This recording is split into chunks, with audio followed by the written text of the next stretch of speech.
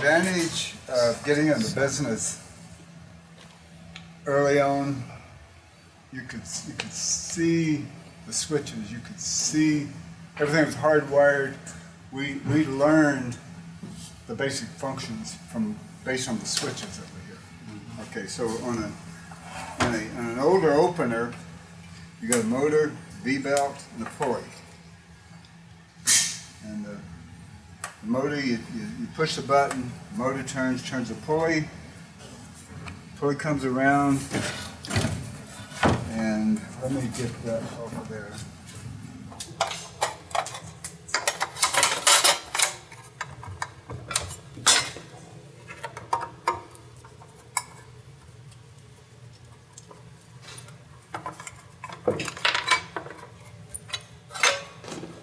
You can see what's going on. So you got the motor turning, it turns the sprocket here. Chain comes around the sprocket. Actually, chain is this way. The rail is going to be down this way. This is turning, and then the chain goes around the sprocket, comes this way. Now, if it hits an obstruction, this pivots. See here? And throws a switch. So this contact here, which causes it to reverse. So this uses a pivoting system. See that?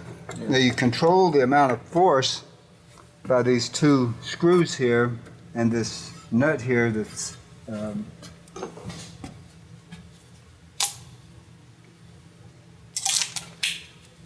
see this here? You can control the amount of force.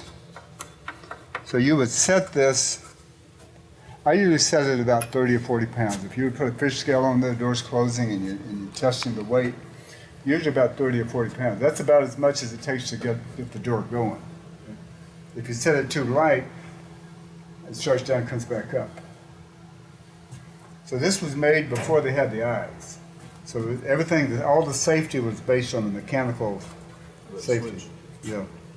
So you had an open force. This is the closed force here, which was adjustable. It's all mechanical and electrical. So electromechanical. That's the force, that's the safety mechanism here. Now, to control the travel, you see these two nuts here? There are little switches up here. See these little switches? Yeah. Actually, the switches are kind of hard to see.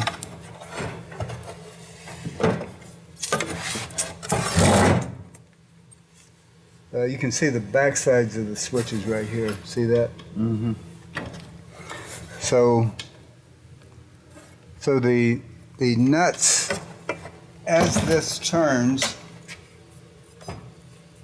see how the nut, just a minute you hear it click. Did you hear that? That was the switch, the bottom switch clicking. That was the up limit switch. We just flipped the up limit switch. So it travels, gets the up, and stops. Okay. If we go the other direction.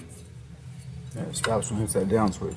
Yeah, see that's going to go, it's going to turn all the way and hit the other switch up there.